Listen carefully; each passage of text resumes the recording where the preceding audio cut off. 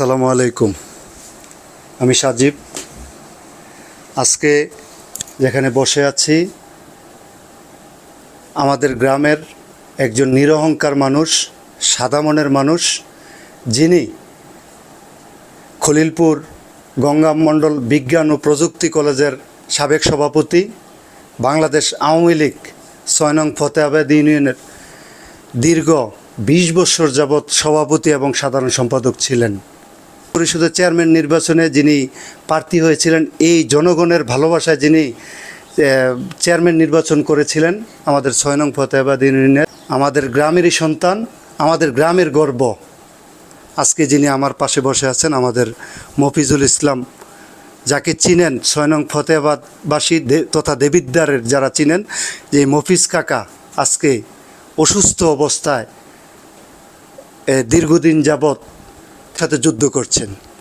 আজকে মফিজ কাকার এই অবস্থায় যারা ওনার শুভাকাঙ্ক্ষী এবং ৬ নং ফতেহাবাদ ইউনিয়নে যারা বিগত দিনে মফিজ কাকাকে সমর্থন দিয়ে আসছেন, ভালোবেসেছেন, আমি সকলের কাছে আহ্বান করব, মফিজ কাকাকে আপনারা ওনার বলতুটিকে ক্ষমা সুন্দর দৃষ্টিতে দেখবেন।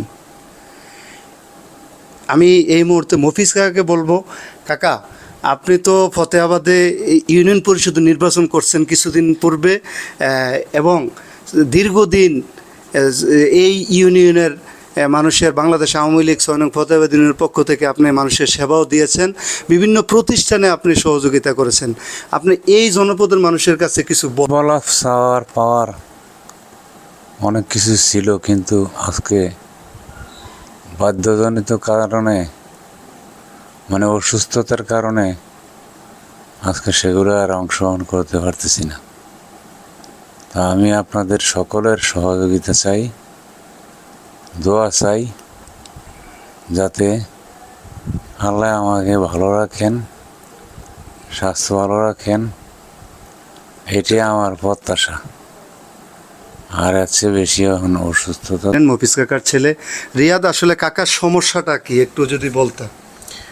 আব্বার আসলে ধরেন এমনিতে সাথে সুস্থ স্বাভাবিকই ছিল। আমি যখন দেশে আসছিলাম, দেশে আসার ২-৩ দিন পর থেকেই ধরেন, মানে 3 দিন পরে আব্বা হসপিটালাইজড হয়ে ভর্তি হয়। তখন আসলে আব্বার রানিং আপনার চলাফেরা করতেছিল, তেমন কোনো সমস্যা ছিল না, শুধু ডায়াবেটিক্সের সমস্যাটা ছিল। এরপরে আপনার ধরেন এই যখন হসপিটালাইজ হইলো, একদিন পরে দ্বিতীয় দিনের মাথায় উনি আপনার আইসিইউতে লাইফ সাপোর্টে চলে গেছে। তো তখন আপনার আসলে লাইফ সাপোর্টে যাওয়ার পরের ইয়াতে তখন দেখলাম যে আপনার ডায়াবেটিক্সের পাশাপাশি ওনার কিডনি সমস্যা, লাংস, ফুসফুস, তারপর নিউমোনিয়া, তারপর আপনার হার্টেও প্রবলেম। হার্টে তো অনেক আগে থেকে আপনার রিং পরানো ছিল।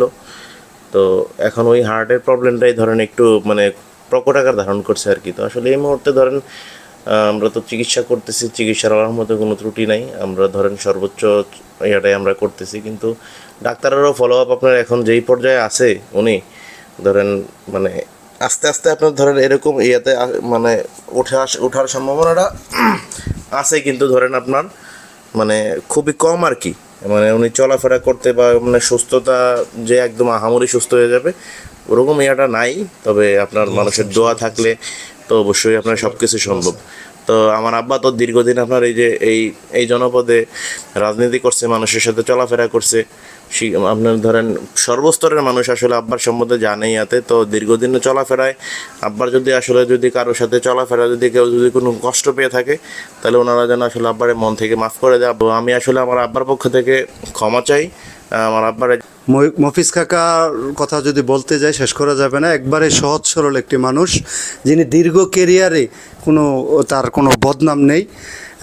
তো আমি এই জনপদের মানুষ, দেবিদ্বার তথা ফতেহাবাদ ইউপির মানুষের দৃষ্টি আকর্ষণ করছি। আসুন এই মানুষটাকে, যিনি আমাদের সমাজকে সার্ভিস দিয়ে গেছেন, আমি আশা করব উনি সুস্থ হয়ে আবার আমাদের মাঝে ফিরে আসুক, সুস্থ হয়ে ফিরে এসে আবার সমাজকে নতুনভাবে সেবা দুক, সেই প্রত্যাশা রাখি। এবং সুস্থ হয়ে সবার কাছে আমি সাজিব দোয়া চাচ্ছি, যেন আমাদের মফিজ কাকা যেন আবার আমাদের মাঝে ফিরে আসে এবং বিভিন্ন প্রতিষ্ঠান এবং এই জনপদের মানুষকে সেবা দিতে পারে, সেই প্রত্যাশায় দোয়া চেয়ে বিদায় নিলাম। দেখা হবে আবার নতুন কোনো ভালো কাজে, নতুন কোনো ভালো ভিডিও নিয়ে, গ্রাম ও মানুষের কল্যাণে। আমি বিএস সাজিব। আসসালামু আলাইকুম রহমতুল্লাহ।